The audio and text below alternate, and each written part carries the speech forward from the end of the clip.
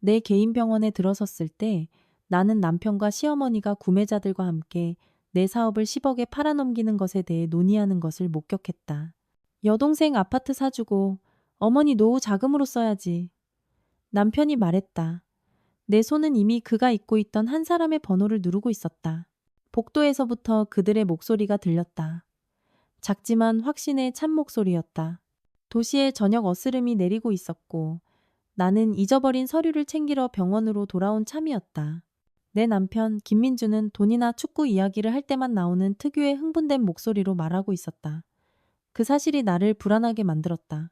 밤 10시에 내 병원에는 아무도 없어야 했다. 특히 남편은 더더욱. 분명히 오후 6시에 퇴근하며 껐던 내 원장실에 불이 켜져 있었다. 나는 조심스럽게 문으로 다가갔다. 타일 바닥에 구두굽 소리가 나지 않도록 애썼다. 생일 선물로 나에게 사주었던 새 이탈리아제 구두는 배신자처럼 요란한 소리를 냈다. 결국 구두를 벗고 차가운 타일 바닥을 느끼며 맨발로 걸어가야 했다. 10억. 이게 최종 가격입니다. 원장실에서 민준의 목소리가 들려왔다. 평소와 달리 유난히 단호했다. 장비도 새 것이고 고객층도 탄탄합니다. 위치도 강남 중심이고요. 작년에 들여온 독일제 진단 장비만 해도 얼마짜린데요. 아주 좋은 조건이라고 생각합니다. 나는 문 옆에서 숨도 쉬지 못하고 얼어붙었다. 심장이 너무 크게 뛰어 그 소리가 안에 있는 사람들에게 다 들릴 것만 같았다. 살짝 열린 문틈으로 책상 끝과 서류를 넘기는 누군가의 손이 보였다. 내 서류들이었다. 그런데 소유주께서는 정말로 매각에 동의하신 겁니까? 약간의 사투리가 섞인 낯선 남자의 목소리가 물었다. 나중에 서류 문제로 골치 아프고 싶지 않아서요. 제 아내는 이제 다 지쳤습니다. 민준이 거짓된 걱정이 섞인 목소리로 대답했다. 나는 15년의 결혼 생활 동안 그 목소리의 가식을 완벽하게 구분하는 법을 배웠다. 의사들이 완전한 휴식과 약물 치료까지 권했어요. 우울증의 과로라고 하더군요. 그래서 장모님, 그러니까 제 아내의 어머니와 상의해서 사업을 파는 게 낫겠다고 결정했습니다. 아내 스스로는 지금 이런 결정을 내릴 상태가 아니에요. 나는 그의 말도 안 되는 이야기에 웃음이 터질 뻔했다. 우리 어머니는 몇 년 전 뇌졸중으로 돌아가셨다. 제때 치료받지 못하고서. 바로 그 일이 내가 사람들이 시기적절한 도움을 받을 수 있는 병원을 열게 된 계기가 되었다. 그는 자신의 어머니, 즉 내 시어머니인 최숙자 여사에 대해 말하고 있었다. 평생 수학 교사였던 그녀는 의학이 며느리의 직업으로는 그다지 명예롭지 못하다고 여겼던 사람이었다. 우리 서연이가 그동안 너무 고생했지. 시어머니가 맞장구를 쳤다. 그녀의 목소리는 은퇴 후에도 잃지 않은 교사 특유의 가르치는 듯한 억양이 실려 있었다. 이런 사업은 여자가 할 일이 아니야. 내가 항상 말했잖니. 서연아, 그냥 동네 병원에서 월급 받으면서 안정적으로 일하렴. 하지만 성격이 워낙 고집이 세서 우리 아들이 잘 결정한 거야. 그녀의 목소리에는 가족 모임에서 항상 나에 대해 말할 때 섞여 나오던 그 거만한 기색이 담겨 있었다. 우리 서연이는 일벌레이긴 한데 여자의 행복이 뭔지는 몰라. 일, 또 일이지. 하지만 사업이 잘 되기 시작하자 친구들 앞에서 내 병원을 가장 먼저 자랑하기 시작한 사람이 바로 그녀였다. 신뢰가 안 된다면 그 돈은 어디에 쓰실 계획인지요? 더 젊고 활기차게 들리는 두 번째 남자가 물었다. 사업이 유망해 보이는데 파신다니 궁금해서요. 민준이 헛기침을 했다. 나는 그의 그 버릇을 잘 알았다. 거짓말을 하거나 과장하려 할 때 항상 그러곤 했다. 여동생 아파트 전세금 보태주고 어머니 노후 자금으로 쓰려고요. 가족이 가장 소중하니까요. 제 동생 미나가 곧 결혼하는데 신혼집이 없어서요. 어머니 연금이야 뻔하지 않습니까?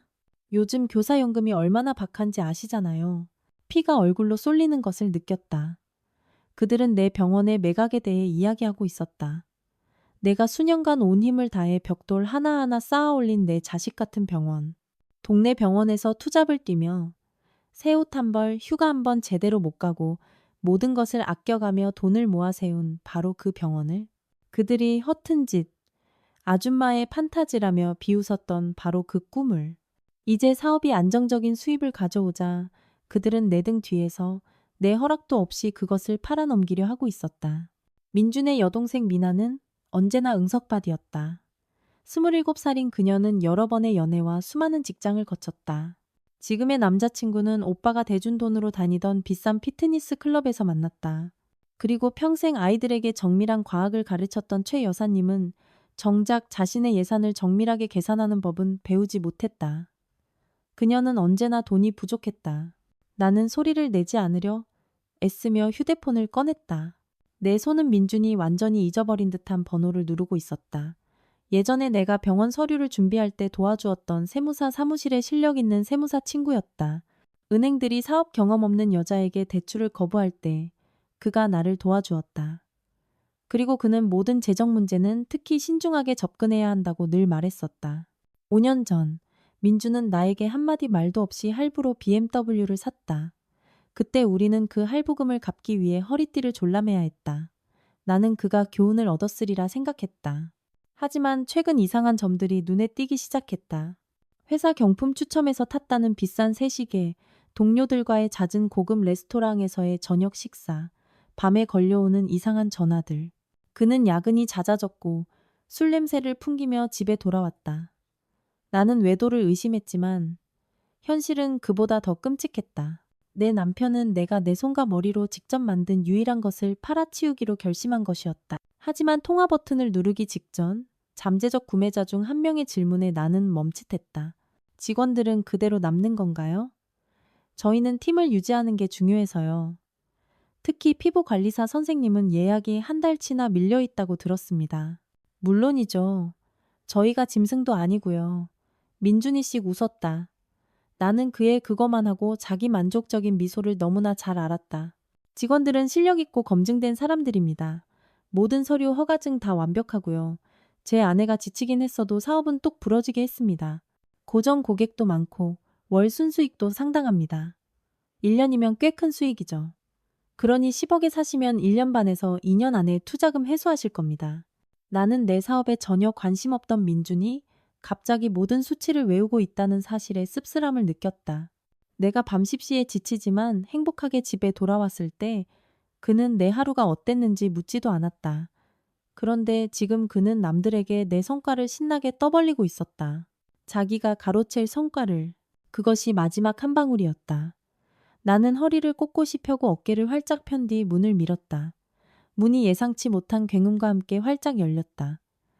내 쌍의 눈이 나에게 꽂혔다. 민주는 얼굴이 새파랗게 질렸다. 희끗희끗한 그의 머리카락이 창백해진 얼굴 위에서 부자연스럽게 밝아 보였다. 시어머니는 동정심을 유발하고 싶을 때마다 그랬던 것처럼 신경질적으로 가슴을 부여잡았다. 비싼 정장을 입은 두 남자는 당혹스러운 표정으로 나와 그들을 번갈아 쳐다봤다. 한 명은 관자놀이에 흰머리가 있고 단정한 턱수염을 기른 나이든 남자였고 다른 한 명은 최신 유행 스타일의 머리에 얇은 뿔테 안경을 쓴 젊은 남자였다. 안녕하십니까 여러분. 나는 속이 부글부글 끓었지만 침착하게 말했다. 수년간의 의료 현장 경험은 가장 스트레스 받는 상황에서도 평정심을 유지하는 법을 가르쳐 주었다. 제 이름은 박서연, 이 병원의 원장입니다. 그리고 제 사업이 팔리고 있다는 이야기는 처음 듣는군요. Hurry. 민준이 의자를 넘어뜨리며 벌떡 일어섰다. 그의 이마에는 땀방울이 맺혔고 눈은 내 시선을 마주하지 못하고 불안하게 흔들렸다. 서연아, 네가 여기 오면 안 되는데. 그러니까 우리가 당신에게 서프라이즈를 해주려고 했어. 그의 목소리는 잘못을 저지른 10대처럼 갈라졌다. 서프라이즈? 나는 눈썹을 치켜 올렸다. 내 안에서 얼음장 같은 분노가 퍼져나갔다. 내 등 뒤에서 내 병원을 팔아넘기는 게 서프라이즈라고? 최숙자 여사님이 재빨리 평정을 되찾고 자리에서 일어났다. 그녀의 갈색으로 염색한 머리는 완벽하게 손질되어 있었고 얼굴에는 모욕당한 선량함의 표정이 떠올랐다. 65살인 그녀는 나이보다 젊어 보였지만 지금은 그 나이가 평소보다 더 뚜렷하게 드러났다. 서연아, 우리 민준이랑 나는 다 너를 생각해서 그런 거야. 그녀가 나를 붙잡으려 했지만 나는 피했다. 너 이 병원 때문에 완전히 지쳐버렸잖니. 3년 동안 휴가 한 번 못 가고 눈빛도 흐리멍덩해지고 살도 빠져서 옷이 헐렁하잖아. 네가 쉬고 싶다고 말하지 않았니? 나는 정말로 휴가 이야기를 했었다. 2주 전 가족 저녁 식사 자리에서 바다에 가고 싶다고, 어쩌면 요양원에라도 가고 싶다고 말했다.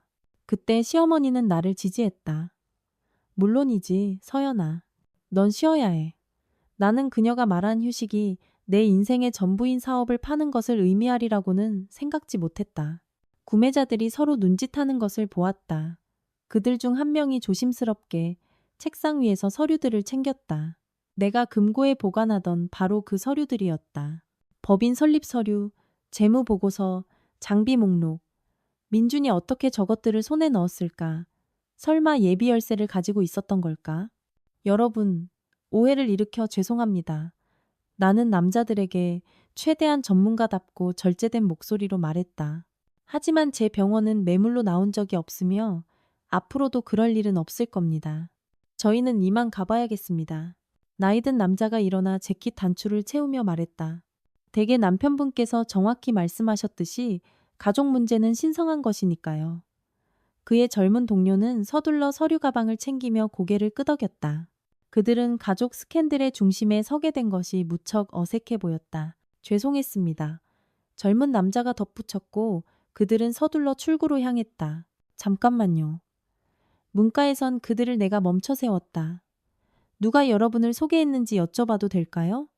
누가 연락처를 주었습니까? 남자들은 서로를 쳐다보았다. 부동산 중개업소에서 전화가 왔습니다. 나이든 남자가 마지못해 대답했다. 좋은 매물이 나왔다고 하더군요. 바로 운영 가능한 메디컬 비즈니스라고.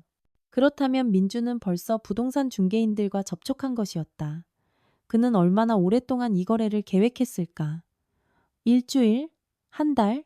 나는 내 안에서 깊은 절망감이 자라나는 것을 느꼈다. 15년의 결혼 생활. 나는 함께 사는 사람에 대해 전혀 모르고 있었다. 구매자들이 나간 뒤 원장실에는 무거운 침묵이 흘렀다. 나는 방금 내 인생을 훔치려 했던 가장 가까운 두 사람을 바라보았다.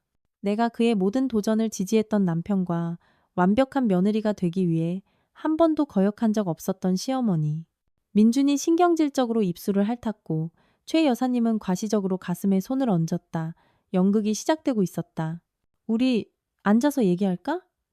민준이 내 병원, 내 원장실의 방문객용 의자를 가리키며 먼저 침묵을 깼다. 마치 내가 손님인 것처럼 앉으라고 권했다. 서서 얘기하죠. 나는 팔짱을 끼고 잘라 말했다.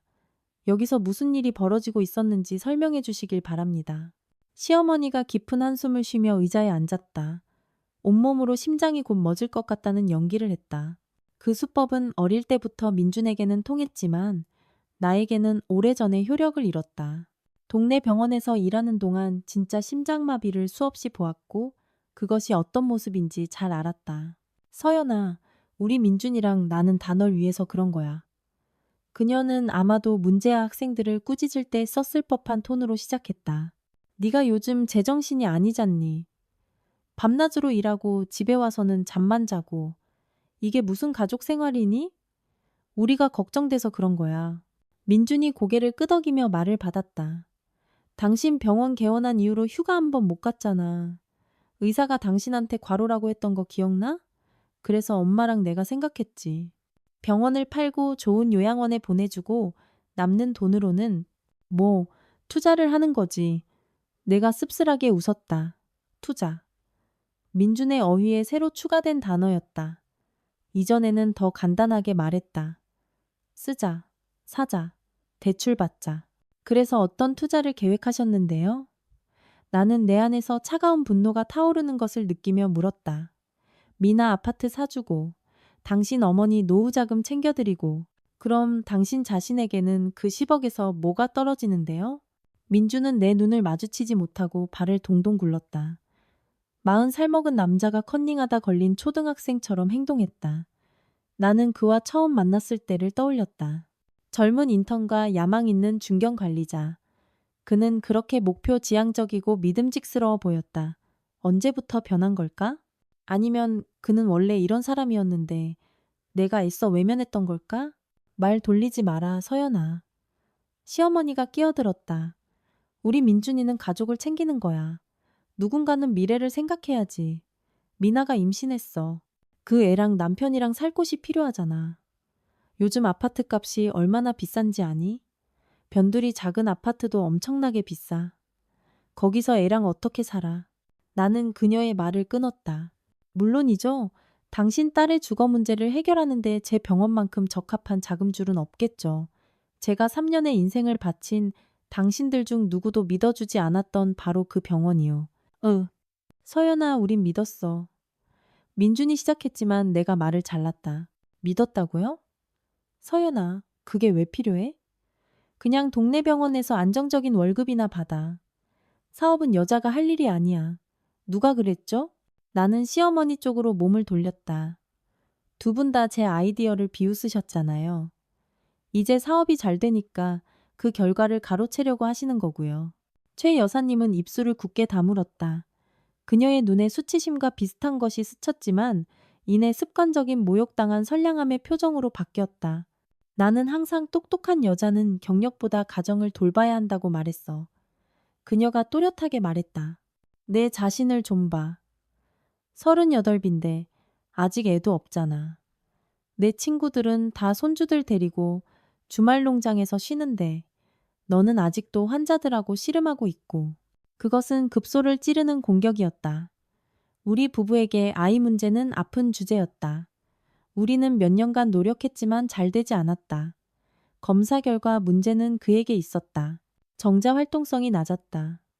하지만 그는 그것을 인정하기를 거부했고 항상 내가 출산 정년기를 놓치고 있다고 암시했다. 화제를 돌리지 마세요. 나는 목소리가 배신하듯 떨렸지만 침착하게 말하려고 애썼다. 우리는 제 있지도 않은 아이들에 대해 토론하는 게 아니라 제 사업을 팔려는 당신들의 시도에 대해 이야기하고 있습니다. 법적으로 이걸 어떻게 처리할 계획이었죠? 병원 서류는 제 이름으로 되어 있고 제가 유일한 소유자인데요. 민준이 어색하게 기침을 했다.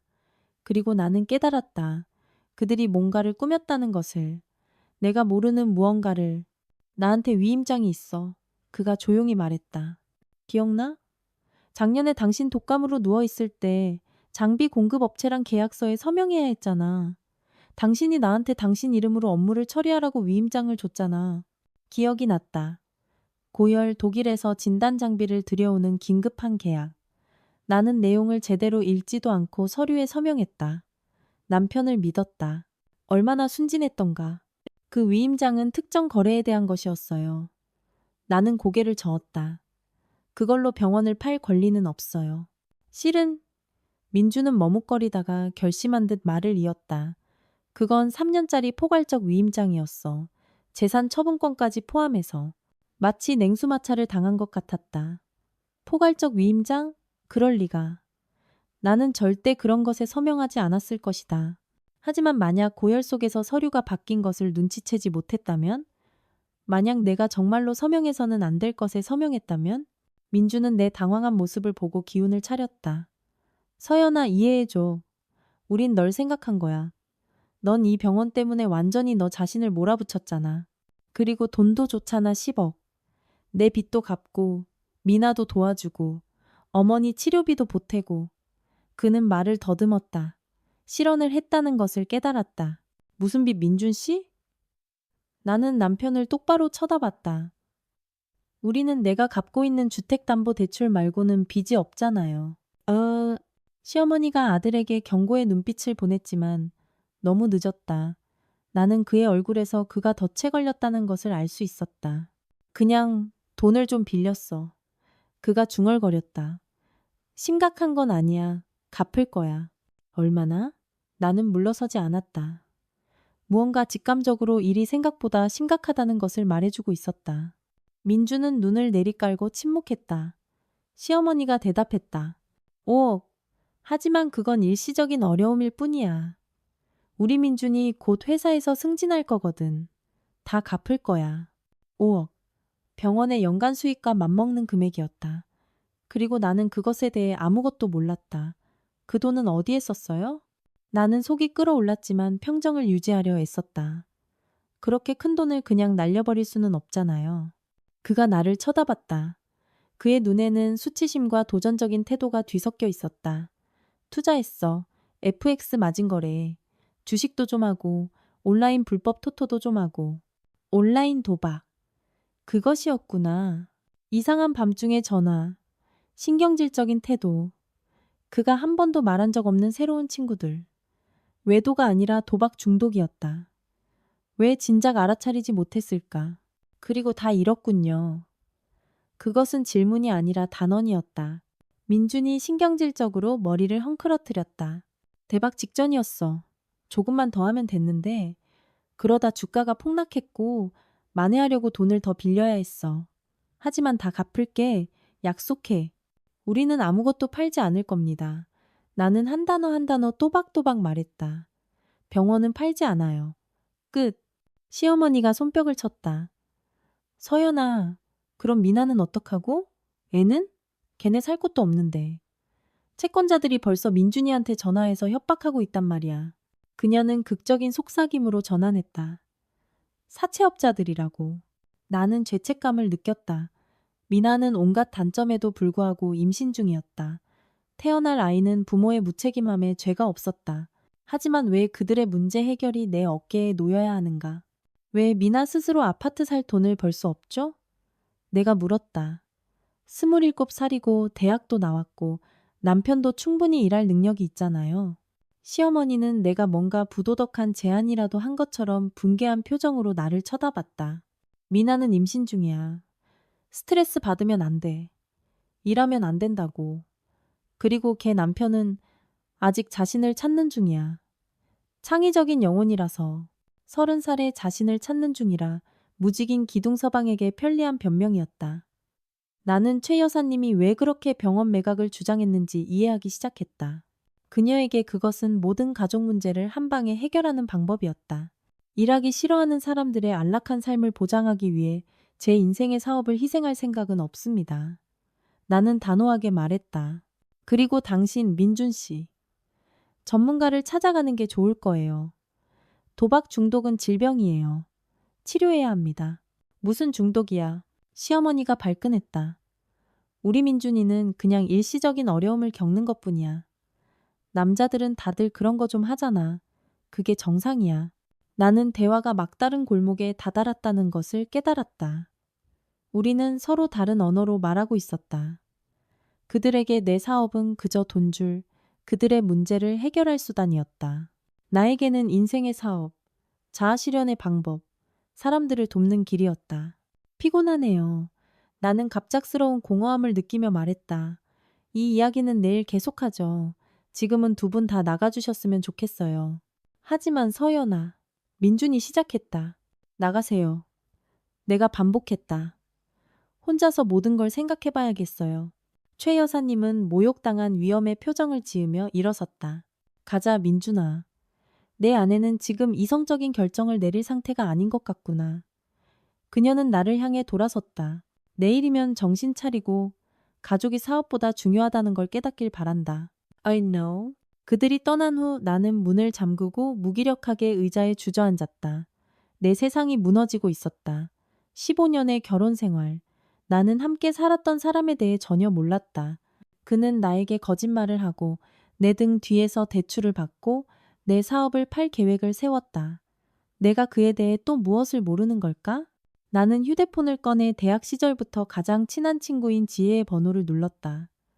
지혜는 변호사였고 병원 서류를 처리할 때 나를 여러 번 도와주었다. 여보세요. 늦게 전화해서 미안해. 그녀가 받자 내가 말했다. 나 문제가 생겼어. 심각해? 무슨 일이야? 그녀의 목소리에서 걱정이 묻어났다. 민준 씨가 내 병원을 팔려고 했어. 자기한테 내 포괄적 위임장이 있다고 하더라. 나는 목소리가 떨렸지만 침착하게 말하려고 했었다. 지혜야. 나는 그런 걸 서명한 기억이 없어. 하지만 그가 허세를 부리는 게 아니라면. 잠깐. 지혜가 내 말을 끊었다. 숨 크게 쉬어. 지금부터 차근차근 해결해보자. 네가 그 위임장에 서명했다는 게 언제야? 작년에 독감 알았을 때 독일에서 장비 들여오는 계약서에 급하게 서명해야 했거든. 기억나. 지혜가 잠시 침묵했다. 들어봐. 설령 네가 그런 위임장에 서명했다 해도 그건 취소할 수 있어. 내일 아침 당장 공증인 사무실에 가서 네 남편 이름으로 된 모든 위임장을 철회하자. 그리고 나서 그 포괄적 위임장이란 게 실제로 존재하는지 아니면 그가 허세를 부리는 건지 확인해 볼게. 나는 안도감을 느꼈다.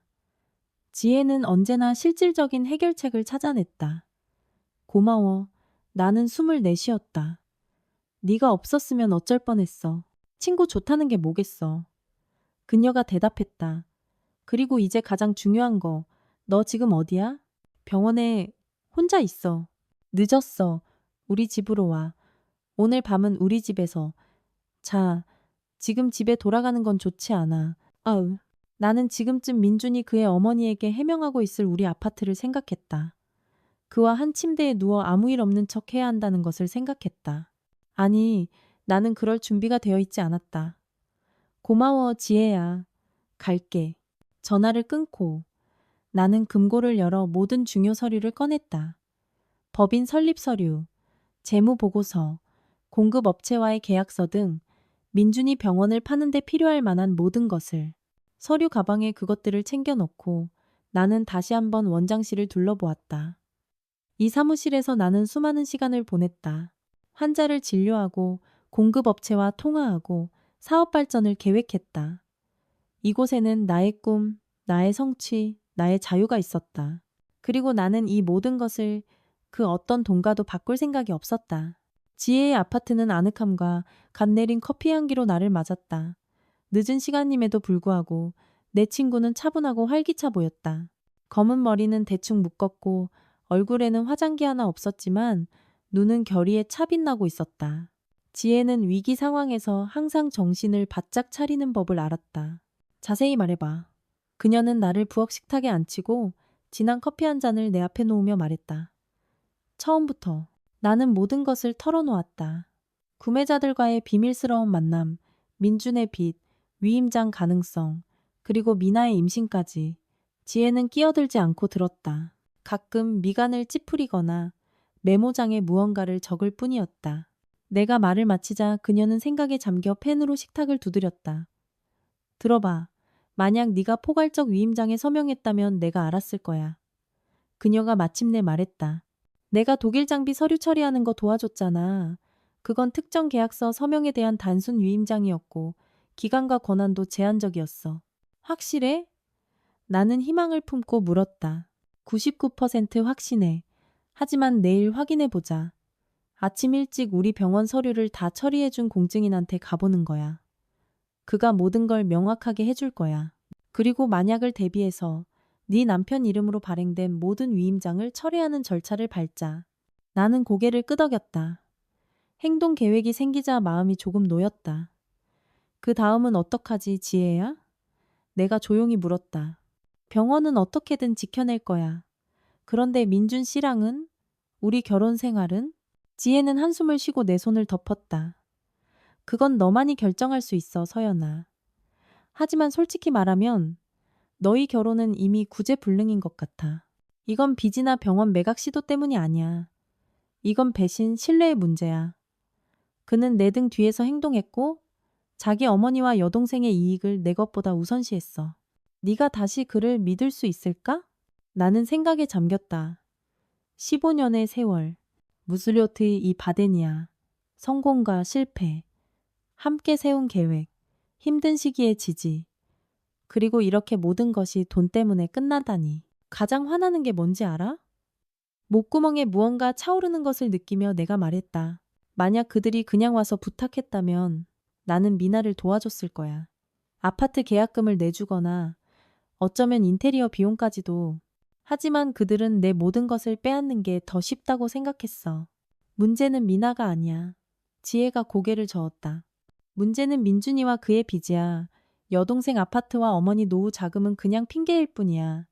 돈의 대부분은 그의 빚을 갚는 데 쓰였을 거야. 나는 민준이 자신의 빚에 대해 실토했던 것을 떠올렸다. 5억. 그것은 빙산의 일각일 뿐이었다. 만약 실제 액수가 훨씬 더 크다면 그가 실제로 얼마나 빚을 졌는지 알아내야겠어. 내가 결심한 듯 말했다. 그리고 누구에게 졌는지도. 은행 대출은 하나지만 사채업자들 빚은 전혀 다른 문제야. 지혜의 표정이 어두워졌다. 그가 그런 사람들과 엮였을 거라고 생각해? 몰라.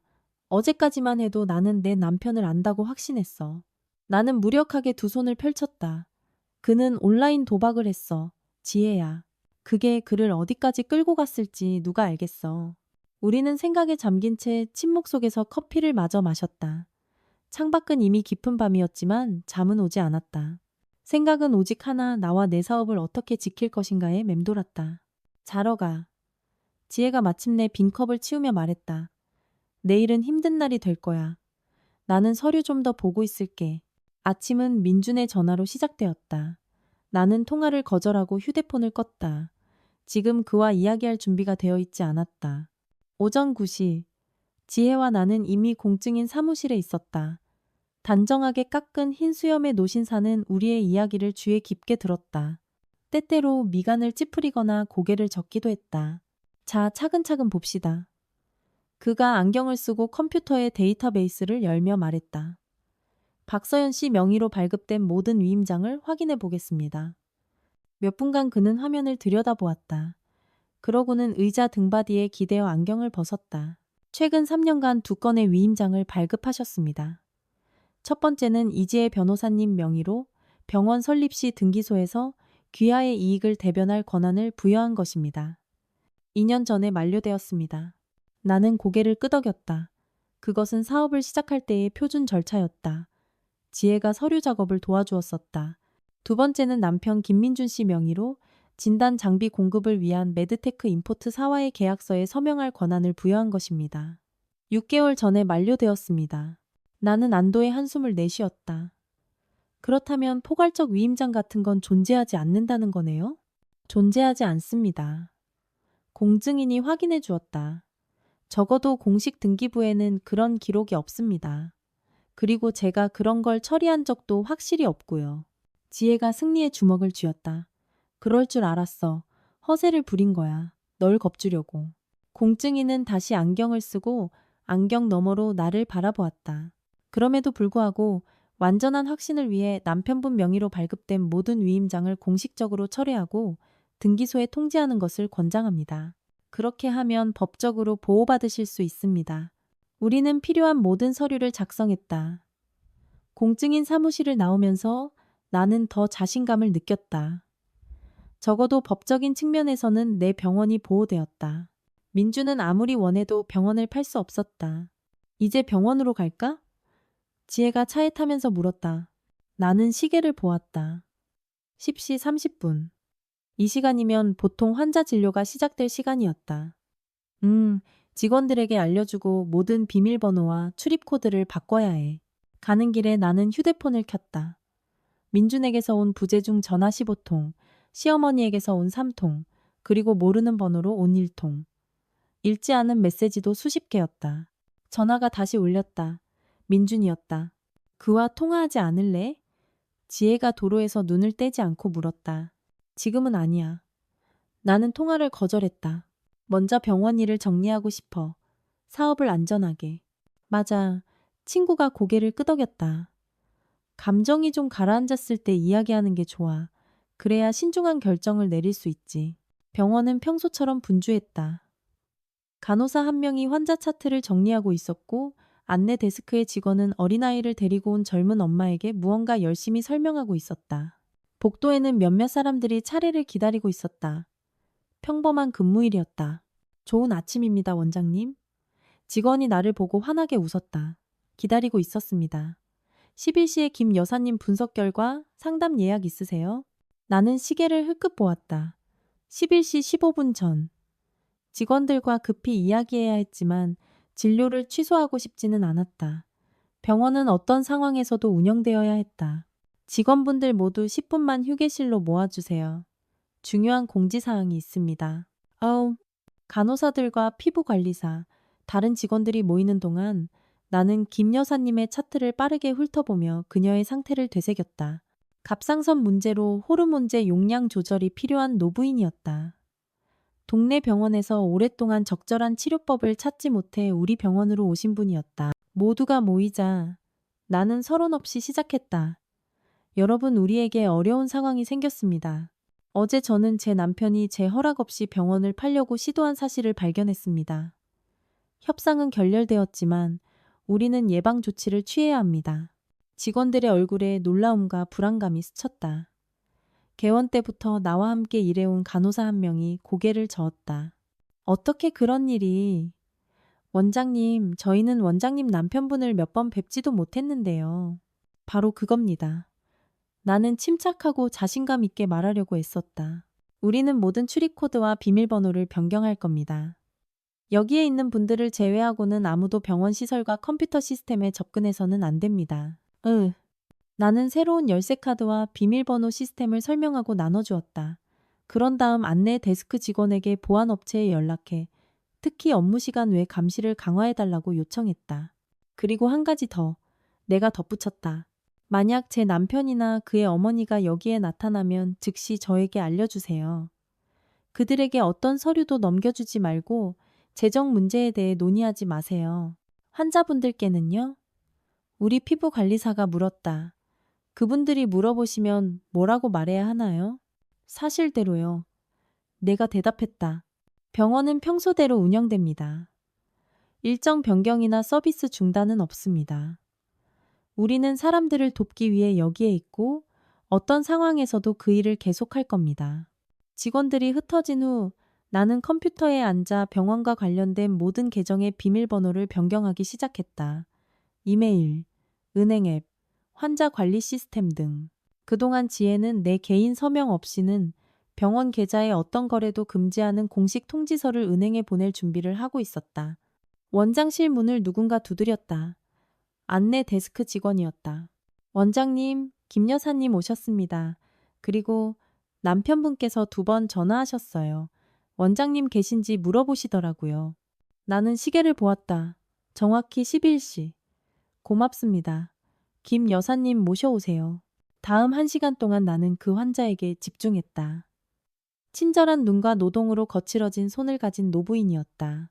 우리는 분석 결과를 논의하고 치료법을 조정했으며 식단과 신체 활동에 대해 이야기했다. 이 모든 시간 동안 나는 개인적인 문제를 생각하지 않으려 애썼고 내 도움이 필요한 사람에게 완전히 집중했다. 고맙습니다, 원장님. 김 여사님이 떠나며 말했다. 동네 병원에서는 10분 진료하고 마는데 아무 소용도 없었어요. 그런데 여기서는 제가 유일한 환자인 것처럼 정말 세심하게 설명해 주시네요. 그녀의 말은 내 마음을 따뜻하게 했다. 바로 이것을 위해 나는 이 병원을 세웠다. 사람들이 양질의 의료 서비스를 받도록, 그들의 말을 귀 기울여 듣도록, 돈이나 명예를 위해서가 아니라 돕기 위해서. 김 여사님이 떠난 후 나는 휴대폰을 확인했다. 민준에게서 온 부재중 전화가 5통 더 와 있었다. 그리고 메시지. 우리 얘기 좀 해야 해. 급한 일이야. 병원 일만은 아니야. 그가 또 무엇을 숨기고 있었을까? 내 안에서 다시 불안의 파도가 이는 것을 느꼈다. 하지만 물러설 곳은 없었다. 나는 그의 번호를 눌렀다.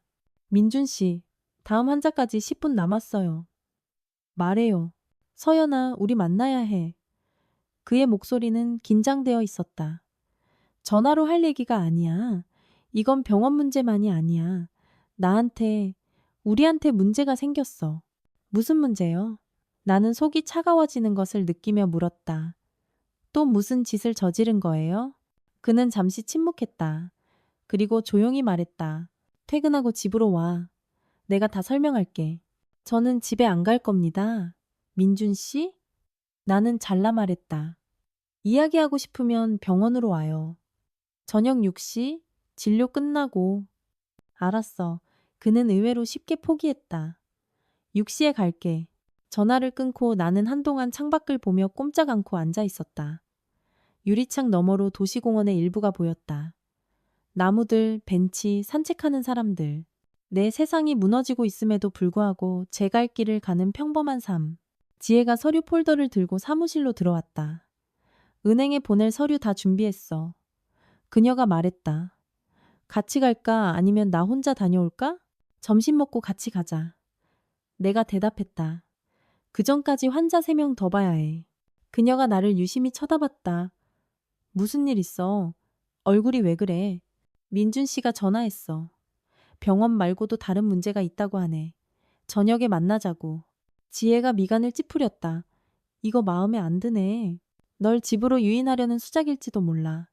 증인 없이 단둘이 얘기하려고. 나는 고개를 저었다. 여기 6시에 오기로 했어. 내가 같이 있어 줄까? 친구가 제안했다. 제발. 나는 그녀의 지지에 감사했다. 그와 단둘이 있고 싶지 않아. 남은 하루는 긴장된 기다림 속에서 지나갔다.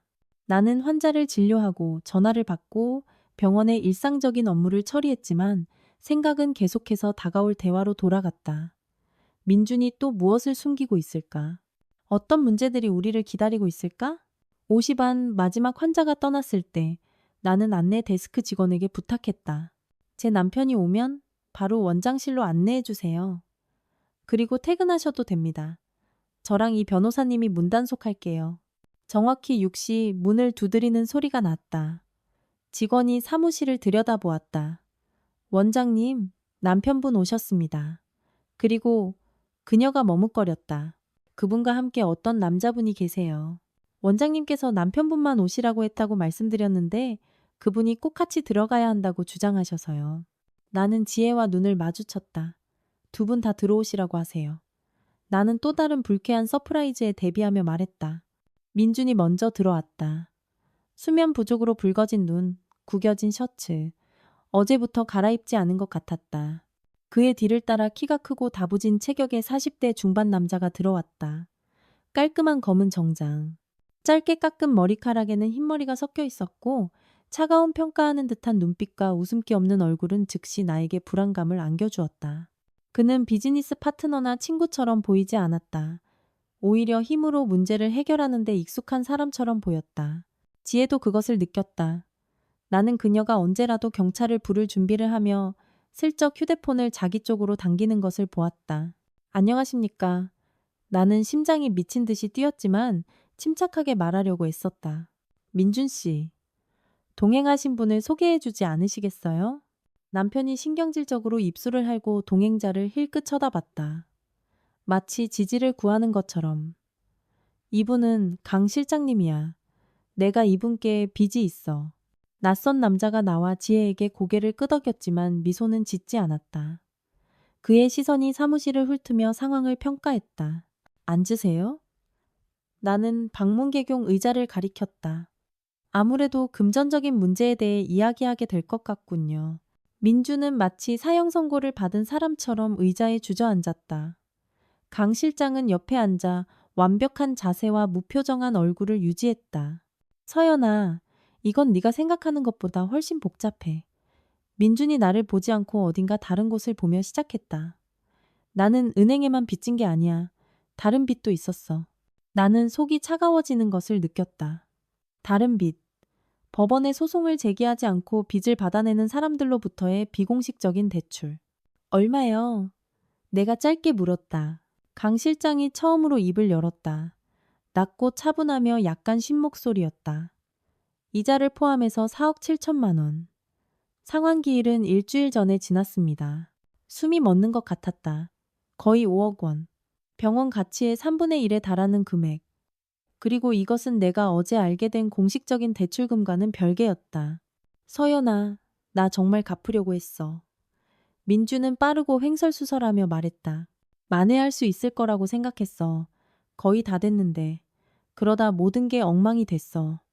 주가가 폭락하고 온라인 토토 계좌가 막혔어. 나는 손을 들어 그 변명의 흐름을 막았다. 그만. 당신이 어떻게 돈을 날렸는지 듣고 싶지 않아요. 제가 궁금한 건 다른 겁니다. 왜 여기에 오셨죠?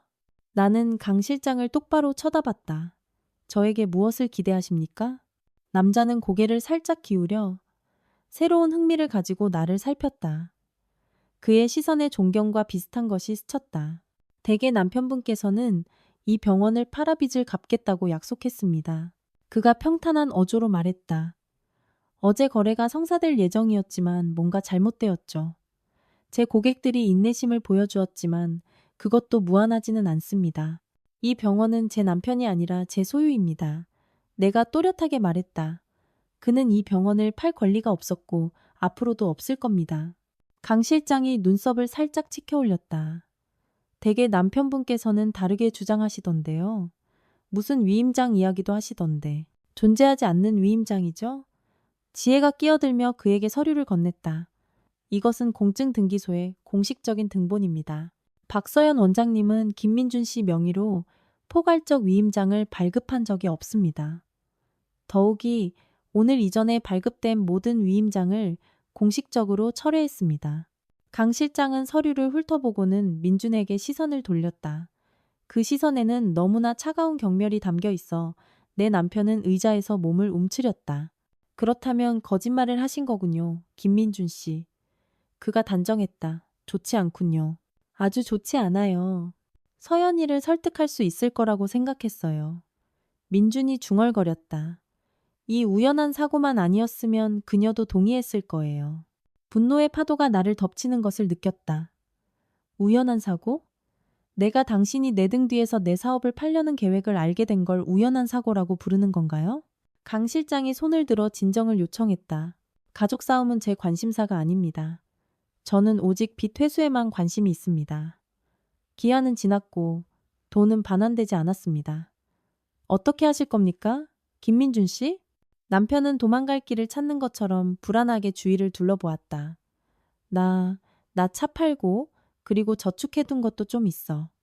그는 내 시선을 느끼고 말을 멈췄다. 무슨 저축? 우리에게는 공동계좌와 병원 수입이 들어오는 내 개인 카드밖에 없었다. 그가 또 무엇을 숨기고 있었을까? 그걸로는 부족하다는 걸 당신도 알잖소. 강 실장이 말했다. 당신은 상환 계획이 있었고 그것을 어겼소. 이제 다른 계약 조건이 발효됩니다. 무슨 다른 조건이요? 나는 커져가는 불안감을 느끼며 물었다. 강 실장은 재킷 안주머니에서 접힌 종이 한 장을 꺼내 책상 위에 놓았다.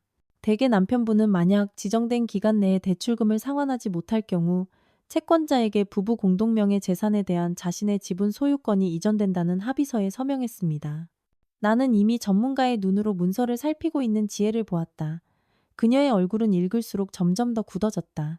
이건 불공정 계약에 가깝네요. 그녀가 마침내 말했다. 이런 합의는 보통 법정에서 무효로 인정됩니다. 시도해 볼 수는 있겠죠. 강 실장이 어깨를 으쓱했다. 하지만 소송은 몇 년이 걸릴 거고 그동안은 그는 잠시 멈췄다. 사업 운영에 약간의 어려움이 생길 수 있습니다. 각종 조사, 환자들의 불만 제기, 면허 문제 같은 것들요. 그것은 위협이었다. 애둘러 말했지만 충분히 명확했다. 그들은 병원이 살아남지 못할 정도의 문제를 일으킬 수 있었다. 나는 민준을 보았다. 그는 고개를 숙이고 앉아 있었고 땅으로 꺼질 것만 같았다. 내가 15년을 함께 산 이 남자는 엄청난 돈을 날렸을 뿐만 아니라 우리에게 있던 모든 것, 나에게 있던 모든 것을 위협하는 문서에 서명했다. 합의서 원본을 보고 싶습니다. 나는 평정을 유지하려 애쓰며 말했다. 그리고 최초 대출 조건도요. 모든 것을 검토하고 변호사와 상의할 시간이 필요합니다. 강 실장이 고개를 끄덕였다. 합리적이군요. 내일 사본을 제공해 드리죠. 하지만 시간이 많지 않다는 것을 경고해 드립니다. 제 고객들이 인내심을 잃어가고 있습니다. 나는 허리를 펴고 그의 눈을 똑바로 쳐다봤다. 얼마나요? 시간을 얼마나 주실 수 있습니까? 그는 잠시 생각했다. 3일, 이번 주말까지입니다. 그 이후에는 가능한 모든 방법을 동원해 추심 절차를 시작할 겁니다. 그들이 떠난 후 먼저 강 실장이 그리고 마치 끈에 묶인 듯 의기소침한 민준이 뒤따라 나갔다. 나와 지혜는 오랫동안 침묵 속에 앉아 있었다. 창밖은 이미 어두워졌고 사무실에는 책상 램프만 켜져 있어 벽에 기괴한 그림자를 드리우고 있었다. 어떻게 할 거야? 지혜가 마침내 물었다. 나는 생각을 정리하려 애쓰며 관자놀이를 문질렀다. 5억. 나에게는 엄청난 금액이었다. 병원의 연간 수익. 힘들게 벌어 개발. 새 장비, 광고에 투자한 돈이었다. 나한테 저축해둔 돈이 있어. 내가 말했다. 예금의 약 3억 정도. 비상금을 위한 돈이었는데 이렇게 쓰게 될 줄은 몰랐어. 서연아, 넌 그의 빚을 갚을 의무가 없어. 지혜가 걱정스럽게 나를 쳐다봤다. 그건 그의 문제지. 내 문제가 아니야. 하지만 이제 내 문제이기도 해. 나는 한숨을 쉬었다. 그 사람 말 들었잖아. 그들은 병원까지, 나까지 건드릴 방법을 찾을 거야. 그들은 일반적인 채권자들이 아니야. 지혜야. 법정으로만 움직이지 않을 거라고. 지혜가 생각에 잠겼다. 경찰에 신고해서 협박으로 고소하는 건 어떨까? 나는 고개를 저었다. 내가 뭐라고 말하겠어? 남편이 빚을 졌는데 이제 채권자들이 찾아왔다고? 그들이 법을 어기고 있다는 증거도 없어. 그 강 실장이라는 사람은 꽤 점잖아 보이잖아. 분명히 법적으로 완벽하게 서류를 꾸며놨을 거야. 네 동의 없이 공동재산 지분 양도에 대한 합의는 이미 위반이야. 지혜가 지적했다. 민준 씨는 그런 문서에 단독으로 서명할 권리가 없었어. 하지만 그는 서명했죠. 나는 끝없는 피로를 느꼈다. 그리고 이제 우리는 이 상황에 처해 있는 거고요. 우리는 다시 침묵했다. 나는 병원, 환자들, 나를 믿어준 직원들, 그리고 내 꿈을 향해 얼마나 오랫동안 힘들게 걸어왔는지, 그리고 한 사람의 무책임함 때문에 모든 것이 얼마나 쉽게 무너질 수 있는지 생각했다. 가장 화나는 게 뭔지 알아? 내가 마침내 말했다. 만약 민준 씨가 문제가 처음 시작됐을 때 그냥 나에게 왔다면, 만약 빚에 대해 솔직하게 털어놓았다면, 우리는 해결책을 찾았을 거야. 차를 팔고 은행에서 대출을 받고 상환 계획을 세웠겠지. 하지만 그는 내 등 뒤에서 행동하고 거짓말하고 숨기고 서류를 위조하는 것을 택했어. 도박 중독은 질병이야. 지혜가 부드럽게 말했다. 그런 상태에 있는 사람들은 항상 자신의 행동을 완전히 통제하지는 못해. 알아. 나는 고개를 끄덕였다. 하지만 그렇다고 해서 더 쉬워지는 건 아니야. 그는 나를 실망시킨 것뿐만 아니라 배신했어. 우리에게 있던 모든 것을 위협에 빠뜨렸다고. 책상 위에 휴대폰이 진동했다. 민준에게서 온 메시지였다. 미안해. 내가 다 바로잡을게. 약속해. 그가 5억 빚 상황을 어떻게 바로잡겠다는 걸까? 그의 머릿속에서 또 어떤 미친 계획이 나올지 상상하기조차 두려웠다. 우리 집으로 가자. 지혜가 제안했다. 지금 혼자 있으면 안 돼. 그리고 집에 돌아가는 건 더더욱 안 되고. 나는 그녀의 지지에 감사하며 고개를 끄덕였다. 이 힘든 시기에 지혜가 없었다면 나는 어땠을까? 하지만 먼저 은행에 들르자. 내가 말했다. 만약을 대비해서 예금에서 돈을 인출해야겠어. 다음 이틀은 꿈결처럼 지나갔다. 나는 병원에서 일하고 환자를 진료하고 일상 업무를 처리하며 직원들 앞에서는 평온한 얼굴을 유지하려고 애썼다. 하지만 속으로는 두려움과 공허함뿐이었다. 강 실장은 서류 사본을 보내왔다. 상황은 내가 생각했던 것보다 더 나빴다. 민주는 살인적인 이자로 대출을 받았을 뿐만 아니라 우리의 집을 담보로 사용했다. 5년 전에 내가 병원에서 번 돈으로 산 바로 그 집을. 법적으로 집은 우리 둘 공동명의였고 민주는 자신의 지분을 처분할 권리가 있었다. 하지만 사실상 그것은 내 집이었다. 지혜는 동료들과 상의하고 법률을 연구하고 허점을 찾았다. 하지만 결론은 실망스러웠다. 우리가 법정에서 합의를 다툰다 해도 몇 달 어쩌면 몇 년이 걸릴 것이었다. 그리고 법원이 사건을 심리하는 동안 재산은 동결될 것이고 이는 내가 병원 발전을 위해 집을 팔거나 담보로 대출을 받을 수 없다는 것을 의미했다. 민주는 계속해서 전화하고 문자를 보냈다. 만나달라고 애원하며 모든 것을 바로잡겠다고 맹세했다. 나는 대답하지 않았다. 무엇을 바로잡을 수 있단 말인가? 그는 우리가 가진 거의 모든 것을 날려버렸다. 강 실장이 제시한 기한이 만료되는 셋째 날, 나는 결정을 내렸다. 쉽지 않고 고통스러웠지만 주어진 상황에서 유일한 선택처럼 보였다. 나는 그에게 직접 전화를 걸었다. 강 실장님, 박서연입니다. 빚상환 조건에 대해 논의할 준비가 되었습니다. 우리는 중립적인 장소, 내 병원에서 멀지 않은 비즈니스 센터의 카페에서 만나기로 했다. 나는 미리 가서 구석자리를 잡고 커피를 주문했다. 손이 약간 떨려 테이블 밑으로 감췄다.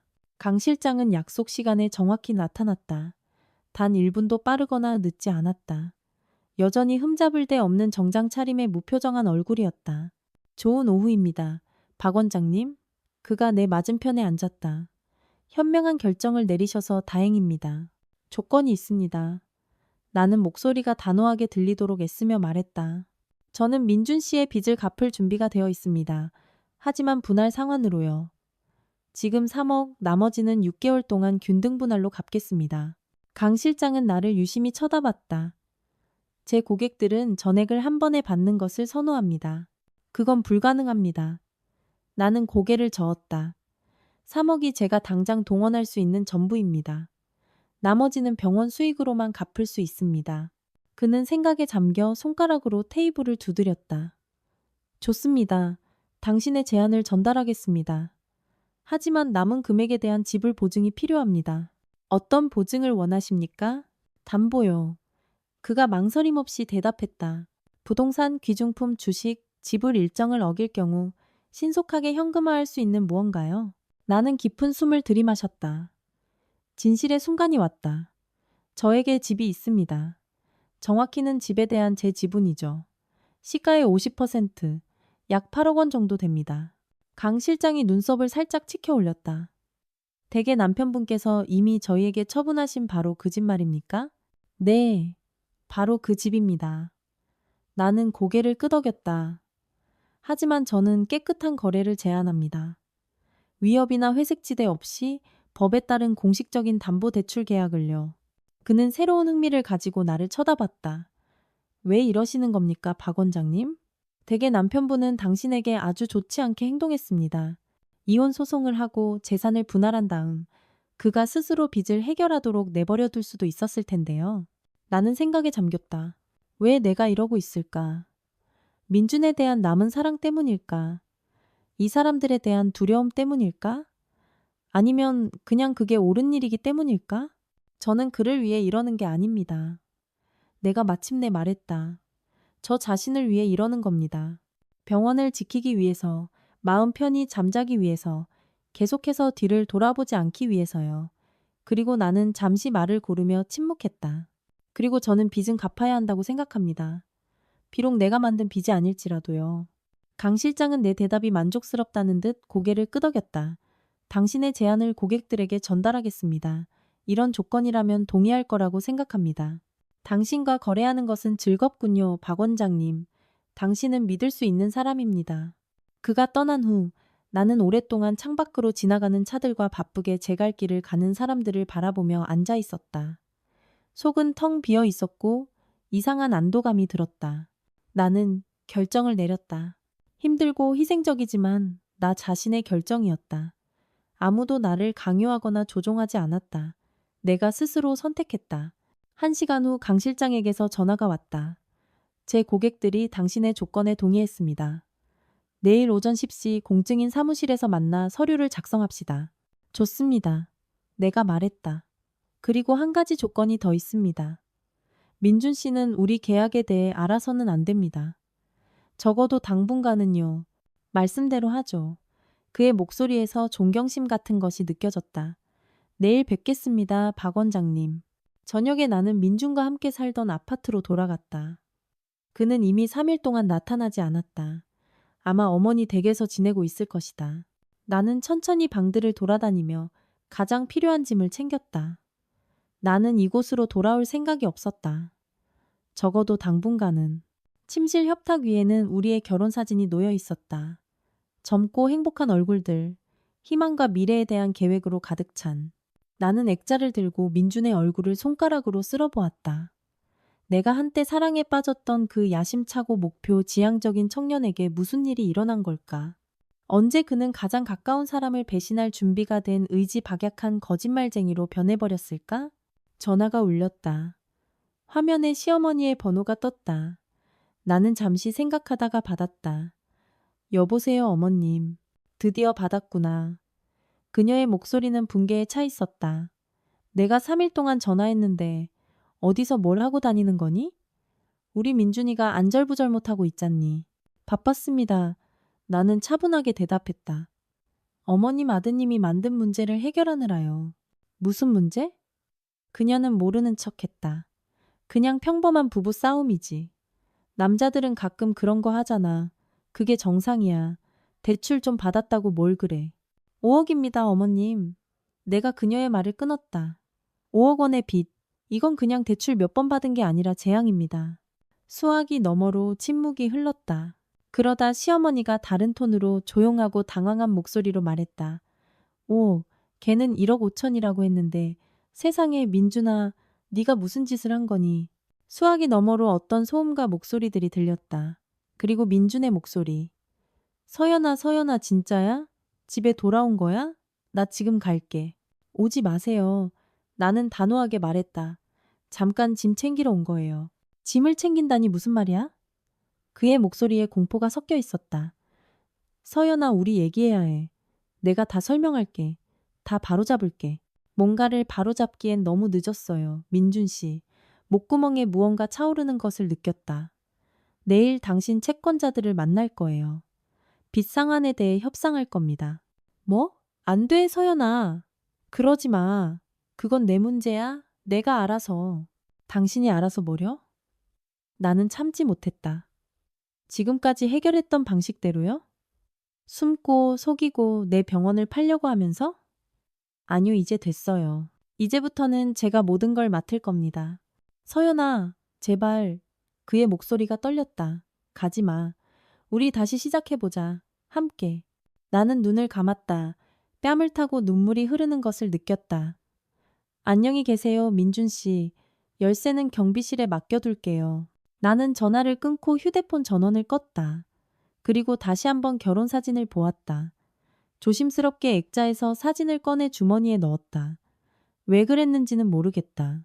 어쩌면 가장 가까운 사람도 배신할 수 있다는 것을 상기시키기 위해서였을까? 아니면 한때 우리에게 정말로 사랑이 있었다는 것을 기억하기 위해서였을까? 아파트를 나서며 나는 마지막으로 현관을 둘러보았다. 여기에 내 삶의 일부가 남아 있었다. 15년의 결혼 생활, 꿈, 계획, 실망.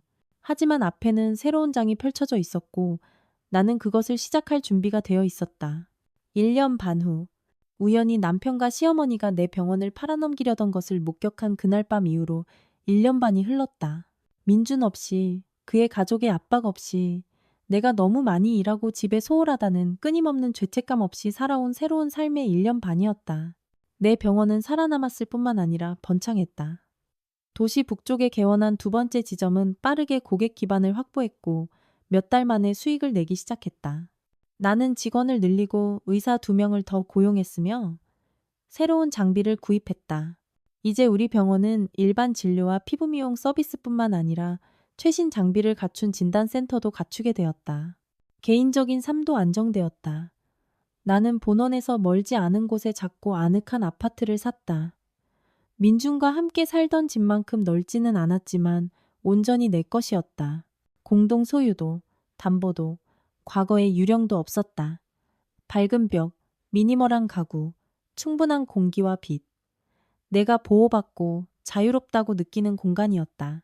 전 남편에 대해서는 거의 아는 바가 없었다. 이혼 후 우리는 연락하지 않았고 공동의 지인들은 내 앞에서 그의 이름을 언급하지 않으려 애썼다. 가끔 그가 심리치료를 받고 있고 새 직장을 구했으며 어머니 집에서 이사했다는 소문이 들려왔다.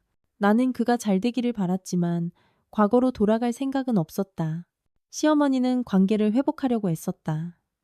명절에 전화를 걸고 카드를 보냈으며 심지어 병원에 찾아와 그냥 이야기하자고도 했다. 나는 예의를 지켰지만 거리를 두었다. 사업은 여자가 할 일이 아니며 경력보다 가족을 생각해야 했다는 그녀의 말을 너무나 잘 기억하고 있었기 때문이다. 그날 평범한 화요일, 나는 본원에서 환자를 진료하고 있었다. 일정은 빡빡했지만 나는 비정상적인 활력을 느꼈다. 전날 일주일간의 휴가에서 돌아왔기 때문이었다. 지난 3년간의 첫 번째 제대로 된 휴식이었다. 햇볕에 그을리고 푹 쉬고 새로운 힘과 계획으로 가득 차 있었다. 진료 중간에 안내 데스크 직원이 들여다보았다. 원장님, 예약 없이 방문객이 오셨는데 개인적인 용무라고 하십니다. 누구요? 나는 의아했다. 보통 모든 개인적인 만남은 미리 계획해 두었다. 안나, 김미나 씨요. 직원이 머뭇거렸다. 전 남편분의 여동생이요. 어깨가 굳어지는 것을 느꼈다. 미나, 그녀가 왜 여기에? 우리는 특별히 가까운 사이가 아니었고 이혼 후에는 한 번도 만난 적이 없었다. 알겠습니다. 15분 후에 지금 환자 진료 끝나고 모셔오세요. 직원이 고개를 끄덕이고 나갔다. 나는 일에 집중하려 했지만 생각은 자꾸만 다가올 만남으로 돌아갔다. 민준의 여동생이 나에게 무엇을 원할까? 설마 또 돈 문제일까? 아니면 오빠에게 무슨 문제가 생긴 걸까? 그녀가 사무실로 들어왔을 때 나는 그녀를 거의 알아보지 못했다. 허영심 많고 삶에 대한 불평과 도움을 요구하던 변덕스러운 젊은 여성은 사라졌다. 내 앞에는 단정한 정장 차림의 깔끔한 머리, 최소한의 화장을 한 성숙하고 진지한 여성이 서 있었다. 그녀의 팔에는 1살 반쯤 되어 보이는 둥근 얼굴에 금발머리, 호기심 어린 눈을 가진 남자아이가 안겨 있었다. 안녕하세요, 서연 언니. 그녀가 긴장한 듯 웃으며 말했다. 예고 없이 와서 죄송해요. 근처에 왔다가 혹시 시간 좀 내주실 수 있을까 해서요. 물론이지. 나는 방문개경 의자를 가리켰다. 앉아. 네 아들이야? 네. 미나는 사랑스럽게 아기를 쳐다봤다. 민호예요. 김민호. 벌써 1년 7개월 됐어요. 나는 아이에게 미소를 지었고 아이는 뜻밖의 작은 이를 드러내며 답 미소를 지었다. 안녕 민호야. 엄마를 아주 많이 닮았구나. 미나는 부끄러워했다. 다들 아빠 닮았다고 하는데 저는 제 눈을 닮은 것 같아요. 우리는 잠시 침묵했다. 나는 그녀가 방문 목적을 설명하기를 기다렸다. 언니, 미나가 말을 고르며 더듬었다. 그동안 있었던 모든 일에 대해 사과하러 왔어요. 저랑 어머니가 언니에게 했던 행동에 대해서요. 나는 이런 대화의 시작을 예상하지 못했다. 오래전 일이야. 미나야. 다 지난 일이라고. 아니에요. 그녀가 고개를 저었다. 저는 이 말을 해야 해요. 저희가 잘못했어요. 저는 철없고 이기적이었어요. 그 뒤에 누군가의 노력과 희생이 있다는 생각은 하지 않고 모두에게 도움만 요구했어요. 그리고 어머니는 항상 자식들이 그냥 자기 자식이라는 이유만으로 최고를 누릴 자격이 있다고 생각하셨죠. 나는 이 예상치 못한 고백의 이유를 이해하려고 애쓰며 미나를 유심히 쳐다봤다. 무슨 일이야, 미나야? 왜 하필 지금 찾아오기로 결심했어? 그녀는 한숨을 쉬었다. 이 1년 반 동안 많은 것이 변했어요. 민호 아빠는 민호가 생후 3개월이었을 때 저를 떠났어요. 이런 삶, 책임감, 잠 못 자는 밤, 끊임없는 육아 비용에 대한 준비가 안 됐다고 하더군요. 어머니가 도와주시려고 했지만 언니도 아시잖아요. 항상 조건이 붙고 잔소리가 따르고 손주를 위해 얼마나 희생하는지 상기시켜 주셨죠. 그녀의 팔에 안긴 아기가 꼼지락거리기 시작했고 미나는 가방에서 화려한 장난감을 꺼내 아이의 주의를 끌었다. 민호가 6개월이었을 때 직장에 복귀해야 했어요. 그녀가 말을 이었다. 보험회사에 취직했어요. 처음에는 정말 힘들었어요. 일, 육아, 가사 문제. 하지만 점차 익숙해졌어요. 그리고 아세요? 저는 제 인생에서 처음으로 제 스스로를 책임질 수 있다는 걸 느꼈어요. 오빠나 어머니, 남편의 도움을 기다릴 필요가 없다는 걸요. 나는 커져가는 존경심으로 그녀를 들었다. 누가 생각이나 했겠는가. 응석바디의 영원한 공주였던 미나가 이렇게 변할 수 있다니? 그리고 최근에 승진했어요. 그녀의 목소리에는 숨길 수 없는 자부심이 묻어났다. 이제는 팀장이에요. 제 밑에 5명의 직원이 있고 월급도 좋은 아파트를 월세로 얻고 민호를 위한 보모를 고용하기에 충분해요. 너를 보니 기쁘다, 미나야. 내가 진심으로 말했다. 정말 기뻐. 하지만 여전히 네가 왜 왔는지 이해가 안 돼. 그녀는 눈을 내리깔았다. 최근에 언니와 민준 오빠 사이에 있었던 일에 대한 모든 진실을 알게 됐어요. 빚에 대해, 언니 병원을 팔려던 시도에 대해, 그리고 언니가 자기 사업을 구하기 위해 어떻게 그의 빚을 갚았는지에 대해서요. 어머니가 어느 날 저녁, 특히 자신을 불쌍히 여기고 모든 문제를 주변 사람 탓으로 돌리실 때 말씀해 주셨어요. 나는 긴장했다. 과거를 들추고 싶지 않았다. 특히 전 남편의 여동생과는 더더욱. 그건 다 지난 이야기야. 미나야. 오래전에 잊혔어. 아니요, 잊히지 않았어요. 그녀가 결연한 눈빛으로 나를 쳐다봤다. 왜냐하면 저도 그 일에 책임이 있으니까요. 민준 오빠가 저를 위해 사주려 했다는 그 아파트. 사실 제가 정말 도와달라고 부탁했거든요. 신혼집이 없다고 전세자금 대출도 감당할 수 없다고 불평했어요. 오빠가 장남이니까 여동생을 돌봐야 한다고 압박했어요. 그녀는 아들을 더 꽉 껴안았다. 마치 그의 존재에서 지지를 구하는 것처럼. 오빠가 돈 문제가 있는지 몰랐어요. 도박 중독에 대해서도 몰랐고요. 우리 모두 몰랐거나 알고 싶지 않았던 거죠. 우리는 보고 싶은 것만 봤어요. 성공한 매니저, 좋은 아들, 자상한 오빠. 그리고 그 가면 뒤에는 천천히, 하지만 확실하게 자신의 삶을 파괴하고 있는 사람이 숨어 있었죠. 나는 갑자기 그들 모두가 불쌍해졌다. 민준, 그의 어머니 미나. 그들은 아이들이 결코 어른이 되지 않고 부모는 결코 늙지 않는 개인의 성취보다 가족 관계가 더 중요하고 혈연이 행동보다 더 의미 있는 어떤 환상의 세계에 살고 있었다. 괜찮아, 미나야. 내가 부드럽게 말했다. 나와 민준 씨 사이에 일어난 일에 네가 책임질 건 없어. 그건 우리 관계, 우리 문제였어. 하지만 제 요구로 상황을 악화시켰어요. 그녀가 주장했다. 그래서 미나가 가방을 열고 봉투를 꺼냈다. 저희 때문에 언니가 쓴 돈을 돌려드리고 싶어요. 나는 놀라서 봉투를 쳐다봤다. 이게 뭐야? 5천만 원이에요. 그녀가 대답했다. 이게 제가 지금까지 모을 수 있었던 전부예요. 하지만 민준 오빠 빚 갚느라 언니가 쓴 돈 전부를 돌려드릴 때까지 계속 갚아나갈 거예요. 나는 충격받았다. 미나가 이런 행동을 할 수 있으리라고는 꿈에도 생각하지 못했다. 그럴 필요 없어. 나는 부드럽게 봉투를 밀어냈다. 네 제스처는 고맙지만 그 돈은 네가 번 돈이고 너와 네 아들에게 필요한 돈이야. 하지만 이건 불공평해요. 미나가 외쳤다. 언니는 우리 가족 때문에 5억을 잃었어요. 나는 아무것도 잃지 않았어. 나는 미소를 지었다. 오히려 자유, 독립, 그리고 내 자신에 대한 확신을 얻었지. 어쩌면 그건 5억보다 더 가치 있는 것이었을지도 몰라. 민호가 어머니의 긴장을 느끼고 칭얼거리기 시작했다. 미나는 자동적으로 아이를 달래면서도 내게서 눈을 떼지 않았다. 언니, 저는 그냥 이렇게 넘어갈 수 없어요. 상황을 바로잡기 위해 무언가를 해야만 해요. 나는 생각에 잠겼다. 그녀의 충동은 진심이었고 거절하는 것은 그녀의 정의에 대한 열망과 내적 변화를 무가치하게 만드는 것이었다. 좋아. 내가 마침내 말했다. 하지만 나에게는 아니야. 여기서 세 블록 떨어진 곳에 어린이 호스피스가 있어. 그들은 항상 재정적으로나 자원봉사로나 도움이 필요해. 무언가를 바로잡고 싶다면 그들을 도와줘. 미나는 천천히 고개를 끄덕였다. 호스피스, 네, 알겠습니다. 언니가 말씀하신 대로 할게요. 그녀는 떠나려고 일어섰다가 갑자기 멈췄다. 언니, 민준 오빠에 대해서는 안 물어보시네요. 나는 어깨를 으쓱했다. 물어봐야 해? 아니요, 물론 아니죠. 그녀가 고개를 저었다. 그냥 궁금해하실 수도 있겠다 싶어서요. 오빠 많이 변했어요. 1년 넘게 심리치료를 받고 있고 도박도 완전히 끊었어요. 새 직장에서 건설회사 매니저로 일하고 있어요. 예전보다 월급은 적지만 잘 해내고 있어요. 나는 무슨 대답을 해야 할지 몰라 고개를 끄덕였다. 내가 궁금했을까? 아마도 그랬을 것이다.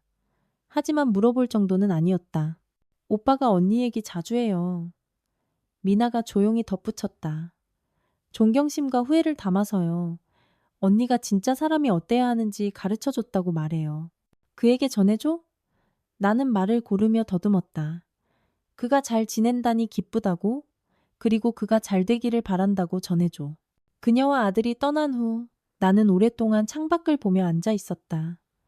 이상한 감정이 나를 사로잡았다. 향수도 후회도 아닌 마치 멜로디의 마지막 풀리지 않은 음이 마침내 제자리를 찾은 듯한 평온함 같은 것이었다. 전화가 울렸다. 지혜였다. 여보세요, 일벌레. 휴가 후 첫 근무일은 어때? 알찼어. 나는 미소 지으며 대답했다. 그리고 놀라움으로 가득했지. 어떤 건데? 그녀의 목소리에 호기심이 묻어났다. 저녁에 얘기해줄게. 내가 약속했다. 너 아직 우리 집에서 저녁 식사할 계획이지? 물론이지. 특히 네가 세르게이를 만나봐야 하니까. 그는 세상에서 가장 멋진 친구에 대한 내 이야기를 듣는데 지쳤어. 나는 웃었다. 지혜는 3개월 전 의료학회에서 외과 의사인 석호 씨를 만났다. 그 이후로 그녀는 말 그대로 행복으로 빛나고 있었다. 기대하고 있을게. 그리고 내가 디저트 만들기로 약속한 거 잊지 마. 내가 네 시그니처 치즈케이크를 어떻게 잊겠어. 지혜가 장난스럽게 투덜거렸다. 저녁에 봐, 친구. 퇴근 후 나는 바로 지혜에게 가지 않고 잠시 산책하기로 했다. 저녁은 따뜻하고 맑았으며 하늘에는 드문드문 구름이 노을에 분홍빛으로 물들어 떠다녔다. 나는 익숙한 거리를 걸으며 그 순간 삶의 충만함을 즐겼다. 2년 전 내가 막 병원을 개원했을 때 이 거리들은 나를 전혀 다른 모습으로 보았다. 지치고 의심하고 실패를 두려워하는 모습으로. 지금 나는 고개를 높이 들고 자신과 미래에 대한 확신에 차 걸어가고 있었다. 갑자기 앞에서 익숙한 실루엣이 스쳐 지나갔다. 민준이었다. 그는 아직 나를 발견하지 못한 채 생각에 잠겨 마주 오고 있었다. 나는 길을 틀어 마주침을 피할 수도 있었지만 무언가가 나를 붙잡았다. 그가 고개를 들어 나를 보았을 때 그의 얼굴에는 놀라움, 기쁨, 당황, 불확실성 등 온갖 감정이 스쳐 지나갔다. 서연아. 그는 나에게서 몇 걸음 떨어진 곳에서 멈췄다. 이게 얼마만이야. 안녕하세요, 민준 씨? 나는 차분하고 다정하게 미소 지었다. 어떻게 지내세요? 그는 우리가 마지막으로 만났을 때보다 더 좋아 보였다. 더 건강하고 더 차분해 보였다. 눈 밑에 다크서클이 사라지고 건강한 혈색이 돌았다. 심지어 자세도 변했다. 그는 더 이상 감당할 수 없는 짐을 진 사람처럼 구부정하지 않았다. 나쁘지 않아. 그가 자신 없게 미소 지었다. 일하고 살고 있지. 당신은 정말 멋져 보이네. 햇볕에 그을리고 푹 쉬고 휴가 다녀왔어? 나는 고개를 끄덕였다. 응, 제주도에. 그럴 자격 있어. 그가 진지하게 말했다. 그 모든 일 후에 그는 어떻게 말을 이어야 할지 몰라 더듬었다. 우리는 보도 한가운데 서 있었다. 한때 서로에게 가장 가까웠지만 이제는 거의 타인이 된 두 사람. 그럼에도 불구하고 무언가 남아 있었다. 사랑도 애착도 아닌 어쩌면 그냥 함께 보낸 15년에 대한 기억일지도 모른다. 새 직장을 구했다고 들었어요. 내가 어색한 침묵을 깨며 말했다. 건설 회사에. 그가 고개를 끄덕였다. 예전만큼 명망 있지는 않지만 마음에 들어. 좋은 동료들, 흥미로운 프로젝트들. 그리고 저녁에는 프로그래밍을 배우고 있어. 온라인 강의로. 그거 멋지네요, 민준 씨. 나는 진심으로 그를 위해 기뻐했다. 새로운 기술은 언제나 유용하니까요. 그는 감사한 눈빛으로 나를 쳐다봤다. 당신에게 전화하고 싶었어. 모든 것에 대해. 그때 당신이 해준 일에 대해 감사하다고. 하지만 망설였어. 당신이 나와 이야기하고 싶어 하지 않을 거라고 생각했거든.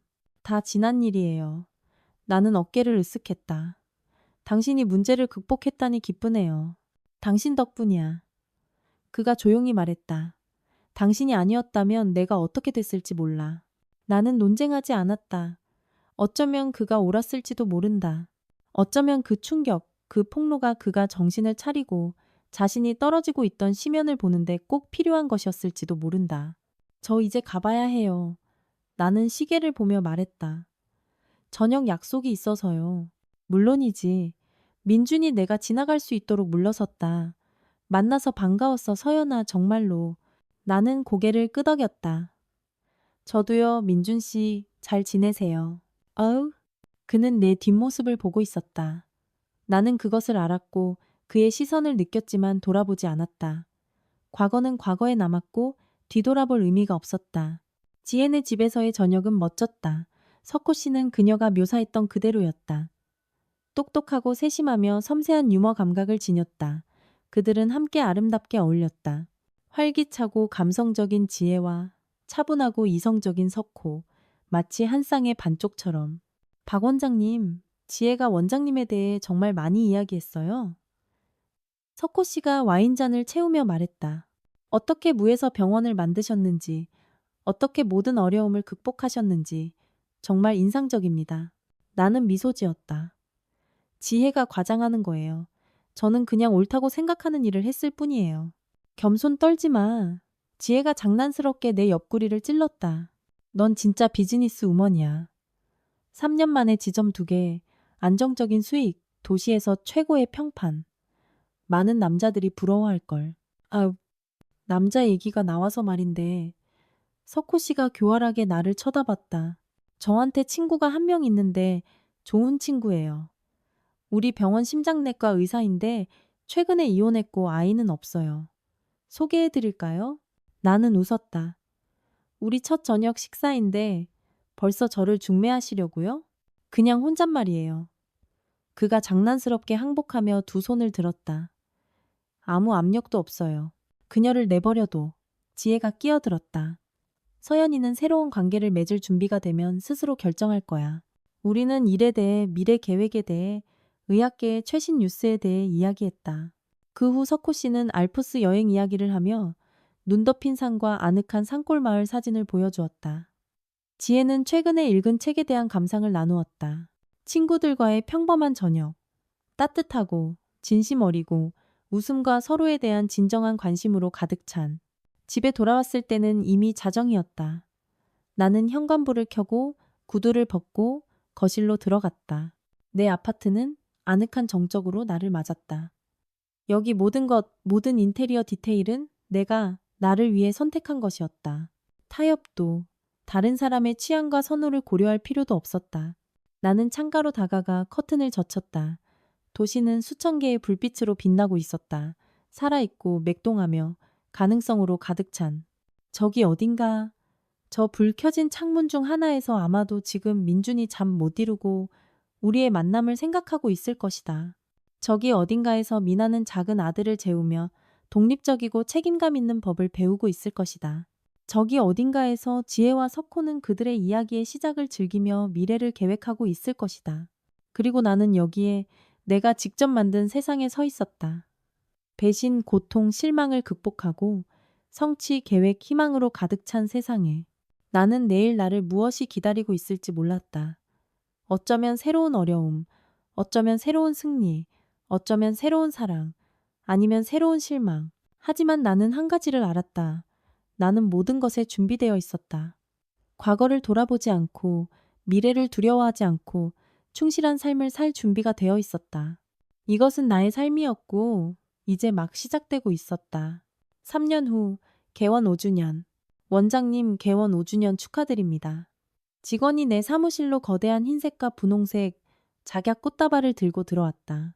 그 뒤를 따라 다른 직원들이 샴페인, 케이크, 선물을 들고 들어왔다. 5년, 정확히 5년 전, 나는 임대한 공간의 간호사 한 명과 성공에 대한 엄청난 의심을 품고 첫 병원을 열었다. 그리고 오늘 나는 세계의 의료센터 체인을, 35명의 직원을, 그리고 도시 최고의 사립의료기관 중 하나라는 평판을 가지고 있었다. 고마워요, 여러분. 나는 꽃다발을 받으며 미소 지었다. 여러분 없이는 아무것도 이루지 못했을 거예요. 저희가 원장님 없이는 아무것도 못하죠. 내 첫 간호사이자 이제는 본원의 수간호사인 직원이 나를 껴안았다. 원장님은 단순한 사업이 아니라 진짜 가족을 만드셨어요. 가족. 이 단어는 더 이상 나에게 고통스러운 연상을 불러일으키지 않았다. 이혼 후 지난 3년 동안 나는 많은 것을 가족의 개념을 포함하여 제고했다. 가족은 반드시 남편과 아이들을 의미하는 것이 아니다. 그것은 당신을 지지하고, 당신을 믿고, 당신의 성공에 기뻐하고, 어려울 때 도와주는 사람들이다. 우리는 샴페인을 터뜨리고, 케이크를 자르고, 병원의 번영과 서로의 건강을 위해 건배했다. 평범한 사무실 축하였지만, 나에게는 그보다 훨씬 더 큰 의미가 있었다. 그것은 나의 노력뿐만 아니라 내가 걸어온 길에 대한 인정이었다. 저도 소식이 있어요. 지혜가 잔을 들며 말했다. 저랑 석호 씨 다음 달에 결혼하기로 했어요. 모두가 박수를 쳤고 나는 친구를 꼭 껴안았다. 축하해, 정말 기쁘다. 그리고 또 하나, 지혜가 신비롭게 미소 지었다. 석호 씨, 우리 병원으로 옮겨와요. 새 지점에서 심장내과를 맡을 거예요. 그것은 훌륭한 소식이었다. 석호 씨처럼 경험 많은 심장내과 의사는 우리 의료센터를 새로운 차원으로 끌어올릴 수 있었다. 그가 평범한 의사직에 동의했다고요? 나는 놀랐다. 그래도 도립병원 과장이었는데 평범한 의사가 아니라 수석 전문이죠. 지혜가 정정했다. 그리고 그가 직접 제안했어요. 국립병원의 관료주의에 지쳤다고 하더군요. 보고서를 위한 일이 아니라 정말로 사람들을 돕는 곳에서 일하고 싶다고요. 축하 행사는 계속되었지만 나는 잠시 내 사무실로 물러났다. 메일을 확인하고 몇 가지 중요한 편지에 답해야 했다. 다른 편지들 가운데 나를 멈추게 한 편지가 하나 있었다. 제목 국민건강의료협회로부터의 협력 제안. 나는 편지를 열고 빠르게 텍스트를 훑어보았다. 지역 최대의 사립병원 협회가 내 체인에 그들의 프로젝트에 참여할 것을 제안하고 있었다. 도시 전체를 아우르는 통합 전문 의료 시스템 구축 프로젝트였다. 가정의학 분야에서의 귀하의 경험과 명성을 고려하여 저희 프로젝트에서 1차 의료 서비스 분야를 이끌어 주시기를 제안합니다. 그것은 인정이었다.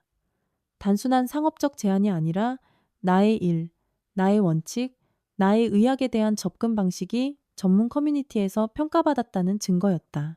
문을 두드리는 소리가 났다. 지혜였다. 괜찮아? 갑자기 사라져서. 나는 말없이 열린 편지가 있는 태블릿을 그녀에게 건넸다. 그녀는 빠르게 읽고 휘파람을 불었다. 세상에, 이건 대박이야, 서연아. 지역 수준 도시의 사립의료 발전에 영향을 미칠 기회라고. 그리고 엄청난 책임감이지. 내가 덧붙였지만 미소를 참을 수는 없었다. 인정해. 너 이거 알고 있었지? 지혜는 순진한 표정을 지었다. 내가 어떻게? 석호 씨가 협회 이사니까 뭔가 언급했을 수도 있겠지만. 그렇구나. 나는 웃었다. 가족 사업이네. 내 공로에 대한 인정에 가깝지. 그녀는 진지해졌다. 넌 그럴 자격이 있어. 서연아. 네 노력으로, 네 정직함으로, 네 전문성으로. 이 모든 세월 동안 너는 타협하지 않았고, 기준을 낮추지 않았고, 빠른 이익을 좇지 않았어. 그리고 이제 결과를 얻는 거야. 나는 의자에 기대어 전망을 생각했다. 이런 프로젝트에 참여하는 것은 비즈니스뿐만 아니라 내가 항상 꿈꿔왔던 의학에 대한 아이디어를 실현할 새로운 지평을 열어주었다. 수락할 것 같아. 내가 마침내 말했다. 하지만 한 가지 조건이 있어. 우리 병원은 자율성을 유지해야 해. 인수합병이나 외부의 지시는 없어. 그들이 동의할 거라고 확신해. 지혜가 고개를 끄덕였다. 지금 내 이름은 품질 보증 수표야. 네가 필요한 것보다 그들이 널 더 필요로 해. 우리는 계속해서 축하하는 동료들에게 돌아갔다. 나는 이 사람들을 그렇게 다르지만 공동의 목표와 가치로 뭉친 사람들을 바라보며 나를 더 강하게 만든 모든 시련에 나에게 진정한 것을 소중히 여기도록 가르쳐준 모든 교훈에 나를 믿어주고 지금 내가 그토록 자랑스러워하는 것을 만드는 데 도움을 준 모든 사람들에게 깊은 감사를 느꼈다. 저녁 축하 행사가 끝나고 모두가 흩어진 후 나는 사무실에 혼자 남았다. 창가로 다가가 저녁 도시를 바라보았다. 5년 전 나는 의심과 두려움에 가득 차 자신의 사업을 여는 것이 옳은 일인지 확신하지 못한 채 똑같이 서 있었다. 그때 민주는 그것이 허튼 짓, 변덕이며 여자가 그런 책임을 져서는 안 된다고 말했다. 그리고 3년 전 나는 그의 배신을 발견한 후 이 창가에 서 있었다. 그때는 세상이 무너지는 것 같았고 아무것도 예전 같지 않을 것 같았다. 그리고 지금 나는 다시 여기에 있었다. 하지만 이미 다른 사람, 자신감 있고 차분하며 자신의 가치를 아는 사람으로 삶은 정말로 예전 같지 않게 되었다. 그것은 더 나아졌다. 책상 위에 휴대폰이 진동했다. 다른 의사 친구에게서 온 메시지였다. 우리 저녁 약속 있지 않았죠? 7시에 기다릴게요. 나는 미소 지었다. 그는 반년 전에 내 삶에 나타났다. 차분하고 지적인 남자. 우리는 의료학회에서 만나 의료 시스템의 문제에 대해 이야기하다가 뜻밖의 많은 공통 관심사를 발견했다. 그와 함께 있으면 쉽고 편안했다. 게임도 가식도 지배하거나 통제하려는 시도도 없었다. 그저 함께 있는 것이 좋은 두 명의 성숙하고 자립적인 사람들의 동등한 관계. 나는 이 관계가 무엇으로 발전할지 몰랐다. 굳건한 우정으로, 진지한 로맨스로, 아니면 다른 무언가로. 그리고 나는 서두르지 않았다. 41살의 나는 마침내 결과뿐만 아니라 과정을 소중히 여기고 미래에 대한 기대로 살거나 과거에 대한 후회로 사는 것이 아니라 순간을 즐기는 법을 배웠다. 떠나기 전 나는 다시 한번 사무실을 둘러보았다. 아늑하고 기능적이며 내 성격과 업무 스타일을 완전히 반영하는 공간. 벽에는 졸업장과 증명서가 걸려 있었고 책장에는 의학 참고서와 학술지가 놓여 있었다. 책상 위에는 작년 회사 행사에서 찍은 우리 단체 사진이 있었다. 구석에는 아름다운 액자에 또 다른 사진이 있었다. 의과대학 졸업반 시절의 나. 젊고 불타는 눈을 하고 희망과 야망으로 가득 찬. 나는 힘든 순간에 종종 그 사진을 보며 이 모든 것을 무엇을 위해 시작했는지 스스로에게 상기시켰다. 불을 끄고 나는 사무실을 나와 문을 잠그고 출구로 향했다. 로비에는 은은한 불빛이 켜져 아늑하고 거의 집 같은 분위기를 자아냈다. 안내 데스크에는 직원들이 선물한 꽃다발의 일부인 작약이 꽂힌 화병이 놓여 있었다. 나는 잠시 멈춰서서 그들의 달콤한 향기를 들이마셨다. 상징적이었다. 작약, 부와 번영, 그리고 여성의 힘을 상징하는 꽃. 바로 내가 이 세월 동안 얻은 것이었다. 병원을 떠나면서 나는 뒤돌아보지 않았다.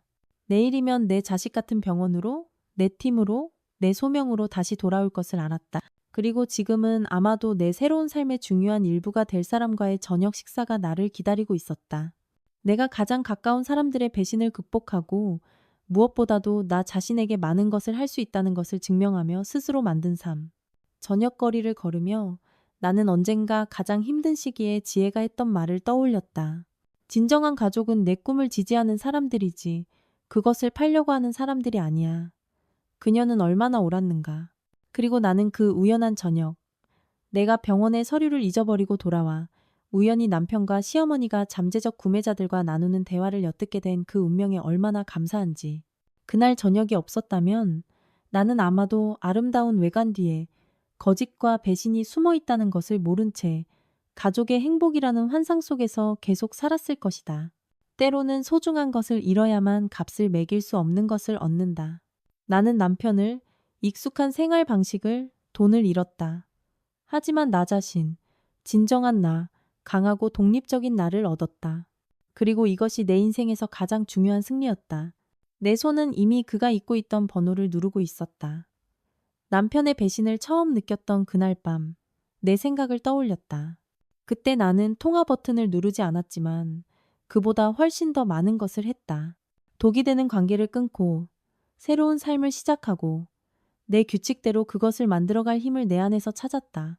그리고 지금 3년이 지나 상점 쇼윈도에 비친 내 모습을 꼿꼿한 등과 차분한 미소를 지닌 자신감 있는 여성을 보며 나는 확신을 가지고 말할 수 있었다. 이것이 내 인생 최고의 거래였다. 나는 내 병원을 10억에 팔지 않았지만 훨씬 더 가치 있는 것을 얻었다. 자유, 자신감, 그리고 내 운명을 스스로 결정할 권리를. 그리고 내 전 남편, 그도 교훈을 얻었기를 바란다. 고통과 상실이 그에게 헛되지 않았기를. 그가 더 나은, 더 강한, 더 정직한 사람이 되었기를. 나는 그에게 악의를 품지 않았다. 오직 깨달음과 성장을 바랄 뿐이었다. 결국 우리 모두는 실수로부터 배운다. 단지 어떤 교훈은 다른 것들보다 더 고통스러울 뿐이다. 새로운 남자친구가 레스토랑 입구에서 나를 기다리고 있었다. 키가 크고 다부지며 관자놀이에 희끗희끗한 머리가 살짝 보였다. 나를 보자 그의 얼굴이 미소로 환해졌다. 꾸밈 없고 진심 어린 가식의 그림자 없는 미소였다. 정말 멋져 보여요. 그가 내 뺨에 키스하며 말했다. 무슨 일 있었어요? 눈에 특별한 빛이 있네요. 나는 미소 지었다. 그냥 좋은 날이었어요. 아주 좋은 날. 우리는 레스토랑으로 들어갔고 지배인이 우리를 창가에 있는 우리가 가장 좋아하는 테이블로 안내했다. 앞에는 흥미로운 대화, 웃음, 미래에 대한 계획으로 가득 찬 저녁이 펼쳐져 있었다. 내가 열린 마음과 맑은 정신으로 맞이하는 미래. 삶은 계속되었고 그것은 아름다웠다.